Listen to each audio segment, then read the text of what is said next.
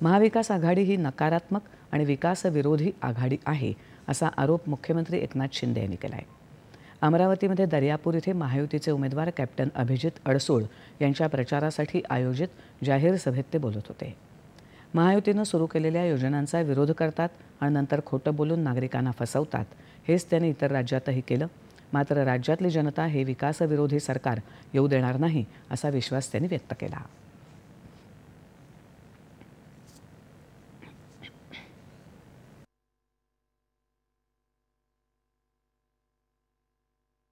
माझं आपल्याला एवढंच सांगणं आहे की महाविकास आघाडी एक अशी विकास विरोधी आघाडी आहे, यांच्यावर विश्वास ठेवू नका, कारण ते फसवतात आणि निवडणुकीमध्ये सांगतात की हे देऊ ते देऊ।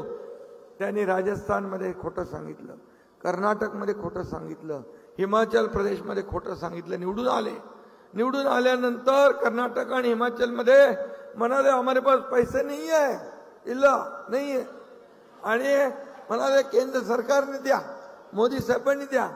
अरे तुम्ही खोटं बोलून निवडून आले, मग नंतर म्हणता प्रिंटिंग मिस्टेक झाली। अशा लोकांवर तुम्ही विश्वास ठेवणार? अशा लोकांवर विश्वास आपल्याला ठेवायचा नाही, आपल्याला काम करणाऱ्या लोकांना विश्वास ठेवायचा आहे। वैचारिक वारसा लाभलेल्या दर्यापुरात एक उच्च शिक्षित उमेदवार महायुतीनं दिला आहे। केवळ महाराष्ट्रातच नव्हे तर सुमारे 20 ते 25 राज्यात शिवसेना पोचवण्याचं काम अभिजित अडसूळ करत आहेत असं ते म्हणाले। भावना गवळी यांच्या प्रचारासाठी रिसोड इथेही त्यांनी प्रचारसभा घेतल्या। भावना गवळी यांनी वाशिम जिल्ह्यात अनेक विकास कामं केली असून त्यांना बहुमतानं निवडून देण्याचं आवाहन शिंदे यांनी केलं।